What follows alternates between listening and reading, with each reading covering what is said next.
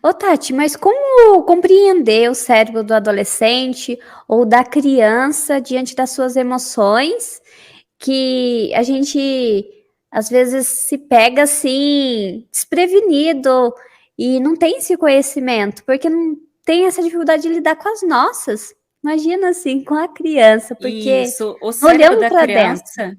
o cérebro da criança é como uma casa que está com o segundo andar em construção. Sim, Digamos assim, né? Ainda não tem tudo construído, né? Então, o cérebro da criança, ele vai mais ou menos ali até uns 12 anos de idade, que aí já entra num cérebro mais adolescente, e esse cérebro adolescente, ele vai até mais ou menos por volta dos 24 anos. Então, até por volta dos 24 anos, a gente ainda não tem todo esse cérebro construído. Então, por isso que a criança ela não consegue ter tanto discernimento, ter toda essa consciência, assumir responsabilidades, porque ela ainda não tem como. Né? Então, como eu falei, a criança até os primeiros 3, 4 anos de idade, o hemisfério direito ele está muito mais ativo que o hemisfério esquerdo. Então, esse pai tendo todo esse entendimento e a criança aprendendo também ferramentas para começar a equilibrar esses hemisférios, ela precisa começar a usar esse hemisfério esquerdo para conversar com esse hemisfério direito. Ou seja, se uma criança passa por um trauma, por exemplo, uma situação prática para que as pessoas entendam melhor. Se a criança passa por um trauma, o que é normal do pai e da mãe? Proteger essa criança, né? Alguém sim, morre, a esconde, vai dar sorvete, né? Só que a criança percebe, ela está absorvendo essas energias, como eu falei lá no início, desse ambiente.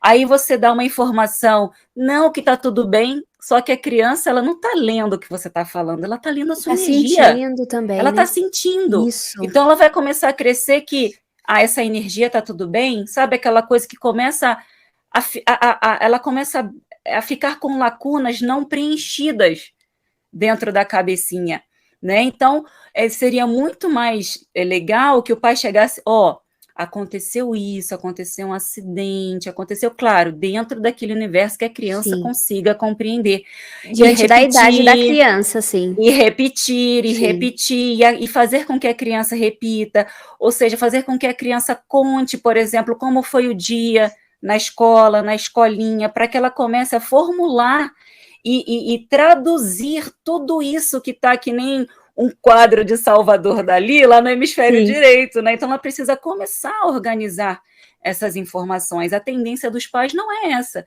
é deixar a criança isolada, querer poupar a criança. Então, como é que a criança vai aprender sobre suas emoções se esse adulto está sempre escondendo as emoções?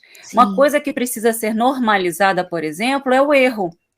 Né? Quando o adulto errar com a criança, ir pedir desculpa, falar que errou, Que é né? natural, Que é sim. natural errar. Eu pego Sim. crianças de 7 anos de idade que têm medo, um medo absurdo de errar, que já estão preocupadas com o padrão do corpo, né? Eu tenho que ser assim, que não sei o que lá, não posso errar, e tem medo de uma matéria, tem medo de outra, porque tem medo de ser, né, de sofrer ali ser chamada a atenção por conta desse medo de errar. Então, muitas coisas que eu ensino com essas crianças dentro dessa educação emocional também passa por aí. Saber identificar brincadeira de bullying, saber que errar é normal, Sim. enfim, dentre outras coisas que poderiam ser ensinadas pelos pais, se tivessem autoconhecimento, entende?